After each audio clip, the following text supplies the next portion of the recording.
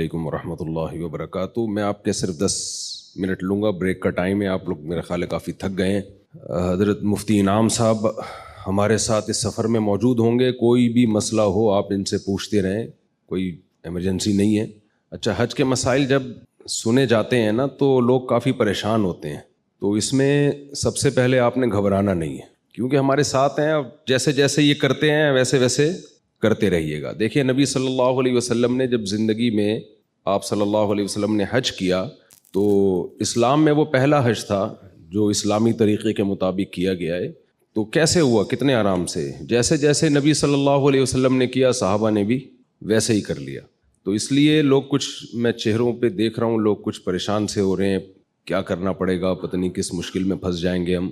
تو مفتی انعام صاحب کے ماشاءاللہ 19واں حج ہوگا آپ کا، 19واں یا 20واں حج ہوگا، تو وہ بہت ایکسپرٹ ہیں۔ حج کا فلسفہ کیا ہے 5-10 منٹ میں آپ کی خدمت میں پیش کروں گا۔ دیکھیں اللہ تعالیٰ نے ہمیں پیدا کیا نا، ہم ڈارون کی تھیوری کے قائل نہیں ہیں کہ ہم بندر سے بنے ہیں، اس پہ بہت سارے سوالات ہوتے ہیں۔ سائنس اس بارے میں مذہب کے خلاف نہیں ہے، کیونکہ کوئی یہ بات ثابت شدہ نہیں ہے کہ ایوالو ہو کے ہم وجود میں آئے ہیں۔ انسانی آنکھ، ناک، کان خود بخود کچھ بھی نہیں بن سکتا۔ میں اکثر بیانات میں ایک مثال دیتا ہوں، میرے سامنے یہاں گلاس رکھا ہوا ہو اور بیان کے دوران میرا ہاتھ اس گلاس پہ لگے اور گلاس گر کے ٹوٹ جائے، تو آپ مجھ سے پوچھنے کا حق رکھتے ہیں کہ مفتی صاحب آپ نے گلاس کیوں توڑا؟ کیا خیال ہے؟ یہ حق رکھتے ہیں نا؟ میں کہہ سکتا ہوں کہ میں نے توڑا نہیں ہے بھائی، بیان کے دوران غلطی سے ہاتھ لگا اور وہ گلاس ٹوٹ گیا۔ آپ میری بات مان لیں گے، ٹھیک ہے بھائی، ہو جاتا ہے بعض دفعہ بیان کے دوران خطیب کو جوش آتا ہے اور وہ گلاس توڑ دیتا ہے۔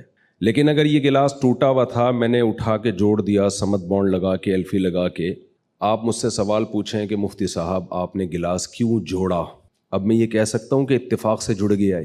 میرے ساتھ اگر آپ لوگ شریک ہوں گے نا، بس زیادہ ٹائم نہیں لوں گا، میں 10 منٹ میں بات کمپلیٹ کروں گا۔ اب آپ یہ کہہ سکتے ہیں، آپ یہ کہیں گے مفتی صاحب آپ نے گلاس کیوں جوڑا، میں کہہ سکتا ہوں میں نے جوڑا نہیں ہے، خود بخود جڑ گیا ہے، حسن اتفاق ہے، بائی چانس ایسا ہو گیا، یہ کہہ سکتا ہوں یہ میں نہیں کہہ سکتا۔ اس سے ایک سادہ سا اصول ہمیں پتہ چلا، چیزیں بائی چانس ٹوٹتی ہیں، جڑتی، اب آپ جملہ ہی کمپلیٹ نہیں کر رہے، یہ فل ان دا بلینکس، یہ کیا جا رہی نہیں ہے کہنے میں، کیا کتنا ٹائم لگتا ہے؟ تو بھائی جڑتی نہیں ہے خود بخود۔ گلاس کا جڑنا اتنا پیچیدہ نہیں ہے جتنا انسان کا جڑنا۔ 2 آنکھیں ادھر کھوپڑی میں جا کے فٹ ہوئی ہیں سیدھا، 2 کان ادھر جا کے فٹ ہوئے، دل ہمارا سینے میں فٹ ہوا، پورا ہمارا جو مغز ہے وہ کھوپڑی کے اندر فٹ ہو گیا۔ اتنی پیچیدہ مشین، یہ جو ڈیجیٹل کیمرہ ہے یہ انسانی آنکھ کی کاپی ہے۔ کیا اس کیمرے کے بارے میں کوئی کہہ سکتا ہے ایوالو ہو کے یا آٹومیٹیکلی وجود میں آ گیا ہے؟ تو جو اوریجنل ہے وہ کیسے وجود میں آ گئی ہے آٹومیٹیکلی؟ تو یہ بہت بڑی پھینکی ہے ڈارون نے کہ ایسا ہو سکتا ہے، ہوا ہو۔ اس نے بھی کوئی فیکٹ کے طور پہ اس کو بیان نہیں کیا، حقیقت کے طور پہ بیان نہیں کیا ہے، بلکہ ایک بات کی ہے کہ شاید ایسا ہوا ہو۔ تو اس شاید کو ہم نے پیغمبروں کے مقابلے میں لا کے ایسا اس پہ یقین کر لیا ہے کہ 100% ایسا ہی ہوا ہوگا، تو یہ ممکن نہیں ہے۔ تو ہم خدا کے ماننے والوں میں حج وہی کرتا ہے جو خدا کے وجود پر یقین رکھتا ہے۔ جس کو خدا کے وجود کا یقین نہیں ہے تو وہ کیوں حج کرے گا بھائی؟ وہ اس کے لیے تو اللہ ہی نہیں ہے، تو پھر اللہ کا گھر کیا اور منی کیا اور عرفات کیا، یہ سب باتیں اس کے لیے بے معنی ہو جاتی ہیں۔ اب خدا کو ماننے والے کی 2 قسمیں ہیں، ایک وہ ہیں جو مانتے ہیں، بس ایسے مانتے ہیں کہ ہے، کیا کریں، ہے تو کیا کریں بھائی۔ بہت سے ایسے لامذہب لوگ ہیں جو کہتے ہیں ہم گاڈ پہ بلیو رکھتے ہیں، اس کائنات کو کسی نے بنایا۔ آپ آرٹیفیشل انٹیلیجنس سے پوچھیں تو اس کا بھی یہی جواب ہے کہ کوئی گاڈ ہے، کوئی ہے جس نے اس کائنات کو بنایا اور اس نظام کو چلایا ہے۔ لیکن اللہ ایسے ماننے والوں کو مانتا نہیں ہے۔ یہ ایسا ہی ہے جیسے آپ کہیں یہ میرے والد صاحب ہیں، یہ میری والدہ ہیں۔ والد صاحب آپ کو کوئی کام کہتے ہیں، آپ کرتے نہیں ہیں، آپ آئی ڈی کارڈ میں اپنے نام کے ساتھ والد صاحب کا نام ڈالنے کے لیے تیار نہیں ہیں، لیکن آپ سے جب پوچھا جاتا ہے کہ آپ کے والد صاحب کون ہیں، آپ کہتے ہیں یہ جی یہ جمشید صاحب میرے والد صاحب ہیں۔ تو جمشید صاحب بولیں گے بیٹا ایسے تکلف کی ضرورت کیا ہے جب تم میری ایک بات مانتے نہیں ہو، آئی ڈی کارڈ میں اپنا نام میرے نام کے ساتھ ڈالنے کے لیے تیار نہیں ہو، تو یہ خام خواہ میں تکلف کہ یہ میرے والد صاحب ہیں، یہ میری والدہ ہیں، اس تکلف کی ضرورت نہیں ہے۔ تو خدا کے ماننے والے بھی 2 قسم کے ہوتے ہیں۔ کچھ تو ایسے ہوتے ہیں جو جیسے انگریزوں میں آپ نے دیکھا ہوگا جب کوئی پرابلم ہو کہتے ہیں اوہ مائی گاڈ، کہتے ہیں نا، گاڈ کو تو وہ بھی مانتے ہیں۔ اب آگے گاڈ ان سے کیا مطالبہ کرتا ہے؟ گاڈ کہتے ہیں زنا حرام ہے، بدکاری حرام ہے، انگریز مانتا ہے اس کو؟ کہتے ہیں جاؤ، کہتے ہیں ہماری انڈیویجول لائف ہے، ہم انڈیپینڈنٹ ہیں، ہم جو چاہیں کریں۔ گاڈ کہتا ہے کہ شراب حرام ہے، گورا مانتا ہے اس کو؟ اگر نہیں کہیں گے نا سب لوگ تو مجھے ذرا خوشی ہوگی. جی بالکل. گاڈ کہتا ہے کہ لا تقل لہما افن، بوڑھے ماں باپ کے سامنے اف بھی مت کرو. گورا کہتا ہے اف تو دور کی بات، بڑھاپے میں اولڈ ہاؤس میں جمع کرا کے آ جاتا ہے وہ، ٹینشن ہی ختم کرو بھائی. گاڈ اس بات پہ راضی ہوتا ہے؟ گاڈ تو کہتا ہے وَوَصَّيْنَا الْإِنسَانَ بِوَالِدَيْهِ، ہم نے وصیت کی ہے کہ اللہ کے بعد سب سے بڑا حق کس کا ہے؟ ماں باپ کا. تو گورے کا بھی گاڈ سے ایک رشتہ ہے جو نہ ہونے کے برابر. نہ وہ شراب کو حرام کہتا ہے، نہ وہ بدکاری کو حرام کہتا ہے، نہ وہ فیملی سسٹم کو اس کی کوئی ویلیو ہے ان کی نظر میں. چچا خالو پھپھا کا لفظ ہی ان کی مارکیٹ سے شارٹ ہو گئے ہیں، پورے رشتے ہی مارکیٹ سے. ان کی مارکیٹ میں ہر چیز ملے گی آپ کو، رشتے نہیں ملیں گے. تو اللہ جو ہے اسلام کی صورت میں جو اللہ نے ہمیں دین دیا، دین برحق دیا، اس میں دو چیزوں کا نام ہے اسلام. کہ آپ کا ریلیشن، یعنی اسلام کو اگر آسان لفظوں میں ایکسپلین کیا جائے تو اسلام از دا نیم آف ریلیشن شپ. اسلام نام ہے ریلیشن کو قائم کرنے کا، کہ آپ انڈیویجول نہیں ہیں، انڈیپینڈنٹ نہیں ہیں. آپ کو پیدا کرنے میں کسی کا ارادہ ہے، پھر آپ جب پیدا ہوئے تو آپ کو پالنے میں آپ کے ماں باپ نے مدد کی ہے. خلق من الماء بشرا فجعلہ نسبا وصہرا. اللہ کہتے ہیں ہم نے ایک پانی سے بنایا اور دو خاندان دے دیے تمہیں، ایک ددیال اور ایک ننیال اور ایک سسرال.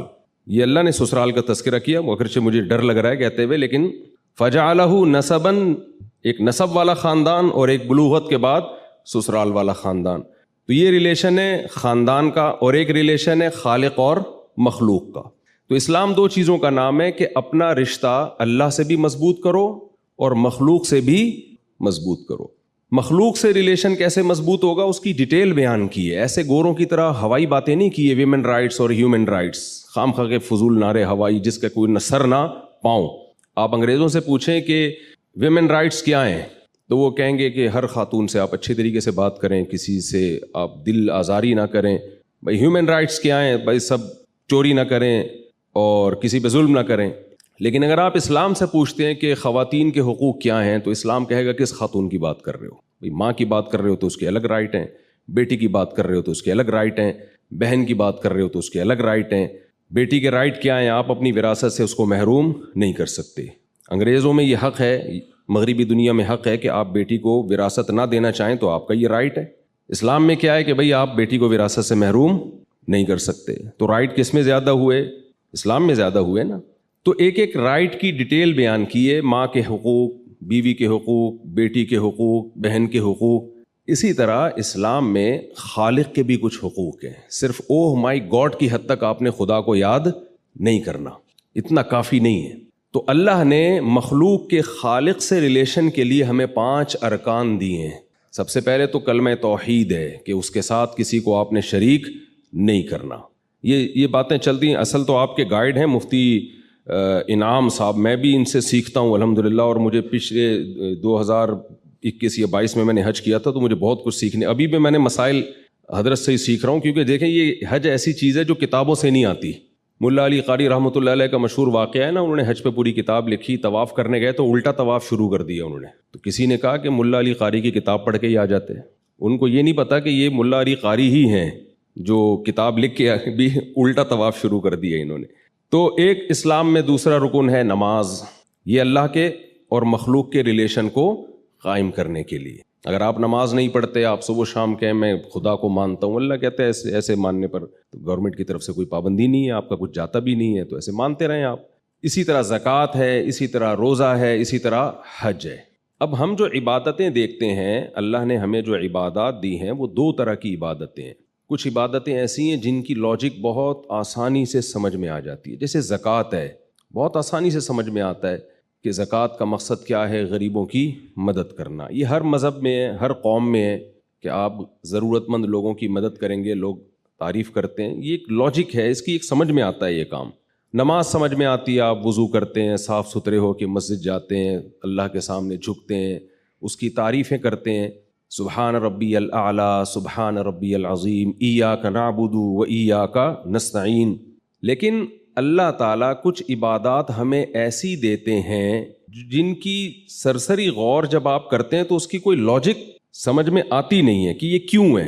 تو اس کی ایک ہی لاجک ہے، وہ لاجک یہ ہے کہ میں یہ دیکھنا چاہتا ہوں تم میرے بندے ہو، میرے غلام، اپنے آپ کو سمجھتے ہو یا نہیں سمجھتے. آپ نے فوج میں دیکھا ہوگا ٹریننگ کے دوران نا، بعض دفعہ کیا ہوتا ہے، فوجی آفیسر کیڈٹ کو بولتا ہے کہ جاؤ یہ کین یہاں سے اٹھا کے وہاں رکھ دو، وہ بیچارہ بھاگا بھاگا جا رہا ہوتا ہے، رکھ کے آتا ہے، کہتا ہے واپس اٹھا کے لے آؤ۔ تو سر آپ نے وہاں رکھوایا کیوں تھا جب واپس لے کر آنا تھا؟ تو وہ کیا سکھاتے ہیں، آرڈر از آرڈر۔ ان کو پتہ ہے جنگ میں اگر ضرورت پڑی نا کہ یہاں سے وہاں جاؤ، اور یہ مناظرہ کرنے لگ گیا کہ سر کیوں جاؤں، تو جنگ میں شکست ہو جائے گی۔ تو آفیسر کی اطاعت سکھائی جاتی ہے، کچھ ایسے کام کروائے جاتے ہیں بھائی تمہاری سمجھ میں آئے نہ آئے تم نے کرنے ہیں۔ تو حج بھی اسی ٹریننگ کا نام ہے۔ اللہ کہتے ہیں کہ میں جو کہہ رہا ہوں تم نے کرتے رہنا ہے، بس یہ نہیں پوچھنا کہ کیوں۔ یہی اس کی ایک لاجک ہے۔ دیکھیں اسلام میں لباس، گورے اس بات کا اعتراف کرتے ہیں کہ سلا ہوا لباس پہننا یہ مسلمانوں نے یہ دنیا میں پھیلایا ہے یہ، لیکن حج میں ہم سے سلا ہوا لباس چھین لیا جاتا ہے۔ مجھے آپ بتائیں اسلام میل کچیل کو پسند کرتا ہے یا صفائی کو؟ کبھی آپ نے سنا کہ جو جتنا گندا میلا ہوگا جنت میں اعلیٰ مقام پر ہوگا، یا مسجد میں جتنا میل؟ نبی صلی اللہ علیہ وسلم نے تو جو پیاز کھا کے، کچا پیاز کھائے نا، اس کو کہا ہے کہ لا یقربن مصلانا، مسجد آنا تو دور کی بات، قریب بھی نہ پھٹکے، اتنی نفرت تھا۔ حالانکہ پیاز کی اسمیل کوئی بہت زیادہ نہیں ہوتی، پسینے میں آیا کرتے تھے صحابہ کرام۔ جمعے کی نماز میں آپ نے حکم دیا غسل کر کے آؤ، کراؤڈ ہوتا ہے تو سب نہا دھو کے آئیں گے۔ تو اسلام میں صفائی کی اہمیت ہے، لیکن حج میں نبی نے فرمایا جتنا میلا کچیلا پراگندہ بال والا ہوگا ایسا حاجی اللہ کو محبوب ہے۔ روٹین سے ہٹ کے کچھ کام کروائے جا رہے ہیں ہم سے۔ عام طور پر سر ڈھانکا جاتا ہے، لیکن حج میں آپ کو سر ڈھانپنے کی اجازت نہیں ہے۔ نبی صلی اللہ علیہ وسلم نے ساری زندگی بال رکھے ہیں، کہیں بھی آپ سے سر منڈوانا ثابت نہیں ہے، لیکن حج کے موقع پہ سر منڈوایا جاتا ہے۔ اب آپ حیران ہوتے ہیں کہ ہم گئے، اتنی ہم نے اسٹرگل کی، مینا گئے اور رمی کی، اور اتنے تھک ہار کے ہمیں انعام کیا دیا جا رہا ہے، سر منڈا کے واپس آؤ۔ کبھی آپ نے کوئی ایسا مہمان دیکھا، میزبان دیکھا جو اکرام کے طور پر آپ نے اس کے لیے اتنی محنت کی، اسٹرگل کی، اور وہ آخر میں کہے کہ بھی آپ نے کیا کرنا ہے، سر منڈانا ہے؟ تو یہ اللاجیکل کام ہے۔ نمازیں ہمیشہ وقت پہ پڑھی ہیں، حج میں نمازوں کے ٹائم کو چینج کیا گیا کہ مغرب کو آپ نے عشاء کے ساتھ پڑھنا ہے۔ پھر صفا مروہ کی سعی آپ دیکھیں، نہ اس میں رکوع ہے نہ سجدہ ہے، اس پہاڑ پہ چڑھنا ہے اترنا ہے، اس پہاڑ پہ چڑھنا ہے اترنا ہے، اور بیچ میں دوڑنا ہے۔ کوئی لاجک بنتی ہے اس کی؟ بس اللہ کہہ رہے ہیں بھائی لاجک، جس کو لاجک چاہیے، جس کو، وہ گھر پہ ہی رہے۔ پھر وہ عجب گھڑی تھی کہ جس گھڑی لیا درس نسخہ عشق کا، کہ کتاب عقل کی طاق میں جو دھری تھی سو وہ دھری رہی۔ ایک شاعر کہتا ہے جب مجھے عشق ہوا تو عقل کی کتاب میں نے جس الماری میں رکھی تھی نا وہ وہیں کی وہیں رہ گئی۔ تو حج اصل میں دیوانگی کا ایک نام ہے۔ اللہ تعالیٰ کہتے ہیں اپنی پرسنالٹی کو اور اپنی عقل کو، جس کو میں پیار سے کھوپڑی کہتا ہوں، اس کو تھوڑی دیر کے لیے گھر میں رکھ کر آؤ، اور جیسے جیسے آرڈر دیا جا رہا ہے ویسے ویسے کرتے رہو۔ تو آپ حاجیوں کو دیکھیں، ایک عجیب دیوانگی ہوتی ہے، یہاں سے منا جا رہے ہیں، منا سے پھر عرفات جا رہے ہیں، عرفات سے پھر یہاں آ رہے ہیں۔ بھائی جب واپس آنا تھا تو ادھر ہی ٹھہر جاتے، نہیں اب رات کو مزدلفہ گزارنا ہے آپ نے، پھر رمی۔ یہ جو ابھی مفتی صاحب فرما رہے تھے چھوٹا شیطان، درمیانہ شیطان، بڑا شیطان، تو نئے آنے والے لوگ سمجھتے ہیں کہ وہاں سچی مچی کا شیطان موجود ہے۔ سچی مچی کے شیطان تو یہاں جتنے پاکستان میں اتنے سعودی عرب میں نہیں ہیں، تو وہاں جانے کی ہمیں ضرورت ہی نہیں ہے۔ شیطان نہیں ہے وہاں پہ، ایک علامت ہے کہ یہاں شیطان نے حضرت ابراہیم کو ورغلانے کی کوشش کی تھی، وہ ایک نشانی ہے۔ ایک عمارت قائم کی ہے، وہ عمارت بھی سعودی گورنمنٹ نے بنائی ہے تاکہ لوگوں کو پتہ چلے بھئی یہاں کنکری مارنی ہے، نہ وہاں شیطان ہے، نہ وہاں کسی کو کنکری لگ رہی ہے۔ ٹھیک ہے، شیطان اس سے ناراض تو ہوتا ہے کہ ابراہیم علیہ السلام کی سنت کو زندہ کیا جا رہا ہے، لیکن آپ نے وہاں 7 کنکریاں مارنی ہیں۔ تو یہ سارے کام ہم سے کروائے جاتے ہیں یہ بتانے کے لیے کہ تم خدا کے وجود پر صرف اوپر سے ایمان رکھتے ہو، یا خدا کو ریئل لائف میں بھی گاڈ اور خدا اللہ جو ہے وہ موجود ہے۔ تبھی نبی صلی اللہ علیہ وسلم نے فرمایا کہ حج مبرور جو ہے، اس سے انسان کے ایسے گناہ معاف ہوتے ہیں جیسے آج پیدا ہوا ہو وہ۔ اگر صحیح طرح سے حج کیا جائے، اس فلسفے کو سامنے رکھ کے کیا جائے کہ ہم اللہ کے وجود پر یقین رکھتے ہیں، اور ایسا یقین رکھتے ہیں کہ اللہ، دیکھیں ابراہیم علیہ السلام نے جب اپنے بیٹے کو ذبح کرنے کے لیے لٹایا ہے، اس کی کوئی لاجک بنتی ہے کیا؟ کوئی اس کی حکمت سمجھ میں آتی ہے؟ اس معصوم بچے نے کیا کیا تھا؟ کچھ بھی نہیں کیا تھا، لیکن جب اللہ کہہ رہا ہے، اللہ ویسے بھی تو موت دے سکتا ہے کسی کو، جب اللہ کہہ رہا ہے تو بس کرنا پڑے گا. تو یہی قربانی کا بھی فلسفہ ہے, یہی حج کا بھی فلسفہ ہے. تو حج میں بھی آپ کو, کیونکہ بہت سے لوگ جاتے ہیں, پچھلے سال 2-3 سال پہلے میں گیا تھا تو کچھ لوگ مولانا لوگوں سے لوگ سوال پوچھتے ہوئے بھی ڈر رہے ہوتے ہیں کہ ایسا نہ ہو کہ کوئی فتویٰ نہ لگا دیں ہمارے اوپر. دل میں کچھ خیالات ہوتے ہیں. ایک صاحب آئے کہنے لگے مفتی صاحب یہ سمجھ میں نہیں آ رہا, ہم کبھی وہاں جا رہے ہیں, کبھی ہم یہاں جا رہے ہیں, کبھی ہم ایسے کر رہے ہیں, کبھی بیت اللہ کے چکر لگا رہے ہیں. میں نے کہا اگر سمجھ میں آ رہا ہوتا تو پھر یہ اتنی مزیدار عبادت تھوڑی ہوتی جتنی مزیدار عبادت ہے حج. حج مزے کی عبادت جبھی بنتی ہے جب سمجھ میں نہ آ رہا ہو اور ہم کیوں کر رہے ہوں, صرف اللہ کے کہنے پر. تو یہی سمجھ میں آ رہا ہے ہمارے کہ اللہ ہمارا رب ہے, اس نے ہمیں پیدا کیا, کہتے جاؤ میرے گھر کا طواف کر کے آؤ, سعی کر کے آؤ. تو ہم جاتے ہیں, کر کے آ جاتے ہیں. تو جو اللہ پہ ایمان رکھتے ہیں وہ یہ کام خوشی خوشی کر لیتے ہیں, جو ایمان نہیں رکھتے وہ ساری زندگی سوچنے میں گزار دیتے ہیں. اللہ تعالیٰ ہمیں حج کی برکتیں نصیب فرمائے. یونیورسل بردر والوں کے ساتھ میں نے پہلے بھی حج کیا تھا, اس سال بھی ارادہ ہے. بہت اچھی سروسز دیتے ہیں, لیکن دیکھیں 100% دنیا میں کوئی بھی ٹھیک نہیں ہوتا, تھوڑی بہت اونچ نیچ ہو جاتی ہے. اچھا یہ ٹریول ایجنسیاں ہوتی بڑی ہوشیار ہیں.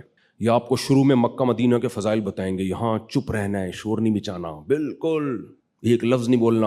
انہوں نے ناقص انتظام کیا ہوا ہوتا ہے, ناقص انتظام کیا ہوا ہوتا ہے اور پہلے سے ڈرایا ہوا ہوتا ہے, بالکل چپ. تو انتظام ٹھیک نہیں ہوتا. تو اب آپ نے دیکھا یار یہ تو روٹی صحیح نہیں مل رہی, یہ تو دہی صحیح نہیں مل رہی, یہ تو کھانا صحیح نہیں مل رہا. اب آپ نے اتنے ڈرا دیا گیا ہوتا ہے کہ آپ کہتے ہو بھائی بس چپ ہی رہنا ہے ورنہ حج ضائع نہ ہو جائے. تو ایسے لوگوں کو میں کہتا ہوں وہاں چپ رہو لیکن ادھر آ کے بول دیا کرو. واپس آ کے لوگ پھر واپس آ کے نہیں بولتے. لیکن ان کا جو میں نے دیکھا جب میں نے حج کیا ان کے ساتھ تو الحمدللہ بہت اچھی سروسز تھیں. پھر بھی اگر کوئی اشکال ہوتا ہے کسی کو تو آپ کمپلین کر سکتے ہیں. اللہ تعالیٰ ہمارے اس سفر کو آسان کرے اور اسے ہماری زندگی کو تبدیل کرنے کا اللہ تعالیٰ ذریعہ بنائے. جزاکم اللہ احسن الجزا.